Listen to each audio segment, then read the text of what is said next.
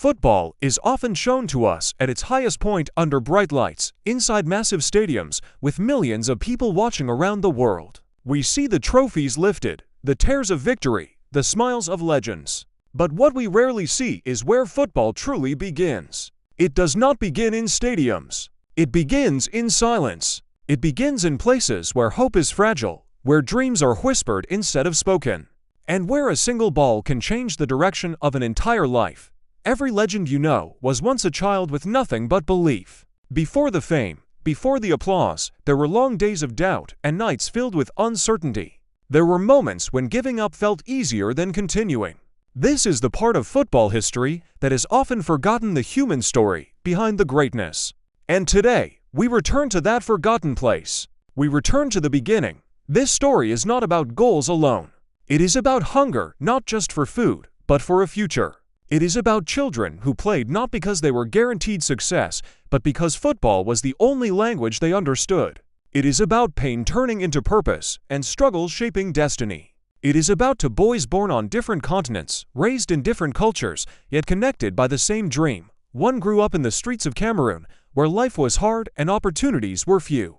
Every step forward required strength. Every mistake carried consequences. Football became a weapon, a way to fight against invisibility. The other grew up in Brazil, surrounded by rhythm, creativity, and early tragedy. Football became an escape, a place where sorrow transformed into joy, and pain learned how to smile. They did not know each other as children.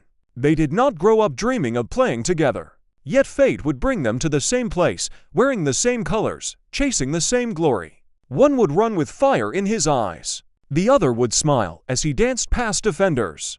Different styles, different personalities, but the same unbreakable love for the game. Their journeys would not be easy. Rejection would test them. Loss would shape them. Pressure would challenge them. But football, in its purest form, would never leave them.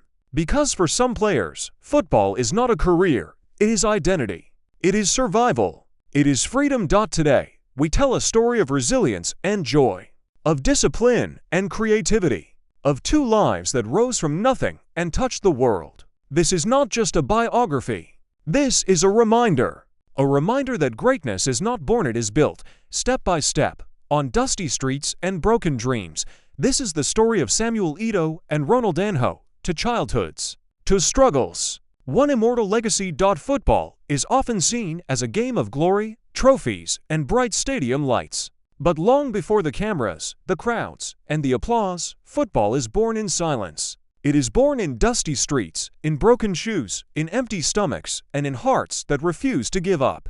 This is where the stories of Samuel Eto'o and Ronaldinho truly begin, not as legends, but as children who needed football to survive. Samuel Eto'o was born on March 10, 1981, in Douala, Cameroon.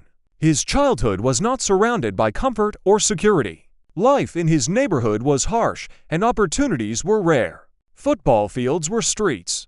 Goalposts were stones. Shoes were optional. But dreams were alive. From the moment Samuel touched a ball, there was something intense about him. He did not play to impress. He played to escape. Every sprint, every shot, every goal carried the weight of a future he desperately wanted to change. While other children laughed, Eto'o focused. He ran harder. He fought stronger. Even then, he played like someone who knew that failure was not an option. As he grew older, life did not become easier. In fact, it became harder. Samuel left Cameroon at a very young age, chasing a dream that felt bigger than his entire world. Europe was supposed to be the land of opportunity, but instead, it greeted him with rejection. At Real Madrid, one of the greatest clubs in football history, Eto'o was not trusted. He was too young, too unknown, too easy to ignore. He was sent away again and again, loaned to smaller clubs, pushed into the shadows, forgotten by many. For most young players, this would have been the end. But for Eto'o, it became fuel. Each rejection carved something deep inside him. Each ignored performance made him stronger. At Mallorca, the world finally saw what had been hiding. Eto'o scored goals not with joy, but with hunger. His speed was explosive, his strength overwhelming, and his desire unmistakable. When he faced Real Madrid again and scored against them, his celebration was not just emotion, it was pain speaking. It was the voice of a boy who had been overlooked, reminding the world that he was never the problem. When Barcelona signed Samuel Eto'o in 2004, everything changed. This was not just a transfer, it was destiny unfolding. At Barcelona, Eto'o became one of the most feared strikers in the world. He was relentless, aggressive, and obsessed with winning. He scored in the biggest matches, including Champions League finals, and became the heart of a team that would dominate Europe. Eto'o was not flashy. He did not play for applause. He played to conquer. And conquer he did. Multiple league titles, Champions League trophies, and a legacy that made him one of the greatest African footballers of all time. From the streets of Cameroon to the summit of world football, Samuel Eto'o proved that pain, when combined with discipline, can create greatness. While Eto'o's story was built on fire and survival, Ronaldinho's story was built on joy, but joy born from sorrow. Ronaldinho was born on March 21, 1980, in Porto Alegre, Brazil. Football surrounded him from birth. It was in his blood, in his family, in his culture. His father was his first guide, and his brother was his protector. But when Ronaldinho was just 8 years old, everything changed. His father passed away suddenly, leaving a wound that never fully healed. For a child so young, the loss was devastating. Football became his refuge. The ball became his friend. The pitch became the only place where pain disappeared. Unlike Eto'o, Ronaldinho did not play football with anger. He played with freedom. He learned his craft in futsal courts and on the streets, where creativity mattered more than tactics. He dribbled not to humiliate, but to express. He smiled while playing, as if football was music and his feet were dancing to it. Even as a teenager, people stopped to watch him, not because he was winning, but because he was beautiful to watch. At Grêmio, Ronaldinho's talent exploded. He embarrassed defenders with ease, scored impossible goals, and made football look effortless. Then came the 2002 World Cup. On the world's biggest stage, Ronaldinho announced himself forever. That free kick against England was not just a goal, it was magic. Brazil lifted the trophy, and a new global star was born. When Ronaldinho joined Barcelona in 2003, the club was broken. Confidence was low. Hope was fading. But Ronaldinho brought something that could not be coached: joy. He played with a smile that infected the entire team.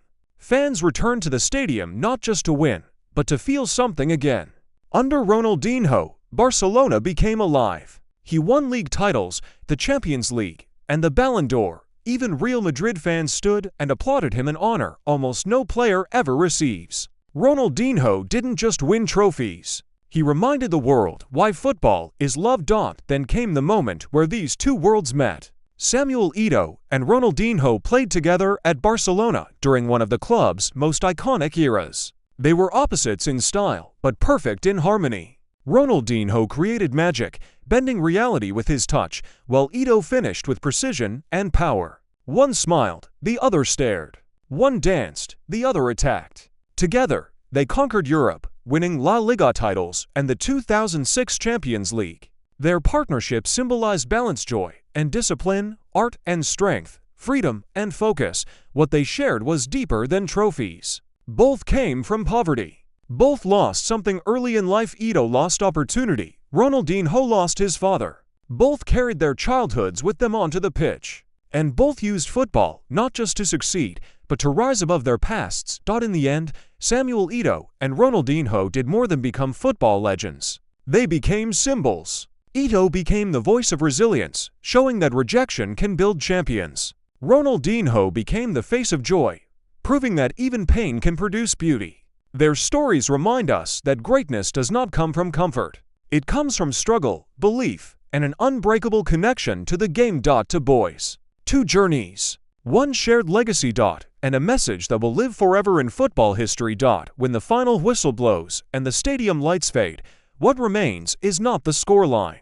What remains is the story. Trophies gather dust, records are eventually broken, and generations move on. But stories, real stories, live forever. And the stories of Samuel Eto'o and Ronaldinho will continue to echo wherever football is played. They came from different worlds, walked different paths, and carried different burdens. One carried the weight of rejection and turned it into strength. The other carried the pain of loss and turned it into joy. They showed us that there is no single way to reach greatness. Some fight their way there. Some dance their way there. But all must believe. As this story comes to an end, remember this: football will always produce new stars, new heroes, and new moments. But legends are different. Legends carry truth. Legends carry emotion. Legends carry meaning. And Samuel Eto'o and Ronaldinho are not remembered only for what they won, but for what they represented.